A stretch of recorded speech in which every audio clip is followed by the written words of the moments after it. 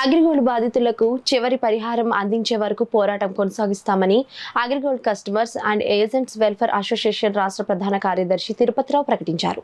ఆదివారం ఉదయం స్థానిక గాంధీ భవన్లో అసోసియేషన్ ఆధ్వర్యంలో అగ్రిగోల్డ్ బాధితులకు న్యాయం చేయాలని డిమాండ్ చేస్తూ జిల్లా జనరల్ బాడీ సమావేశం కె శ్రీనివాసరావు అధ్యక్షతన జరిగింది.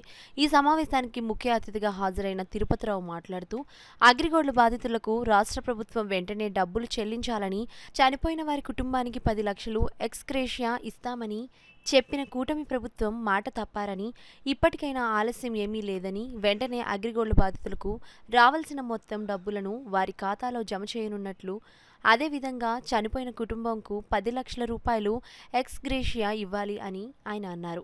సిపిఐ రాష్ట్ర కార్యవర్గ సభ్యుడు తాటిపాక మధు మాట్లాడుతూ అగ్రిగోల్డ్ బాధితులకు ఇప్పటి వరకు పరిహారం అందిందంటే అది సంస్థ చేసిన పోరాట ఫలితంగా జరిగిందని ఆయన అన్నారు.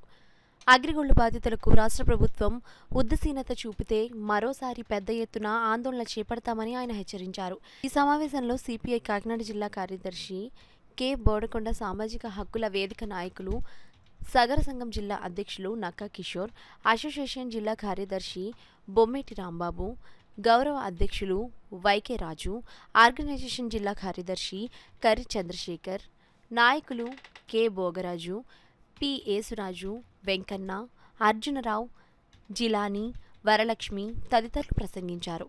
జిల్లా వ్యాప్తంగా అగ్రిగోల్డ్ బాధితులు తదితరులు పాల్గొన్నారు. కాకినాడ జిల్లా సమావేశం ఈరోజు గాంధీ భవన్లో జరిగింది. ఈ ప్రాంతం నుంచి అన్ని మండలాల నుంచి కూడా ఈ సమావేశంలో జరిగింది.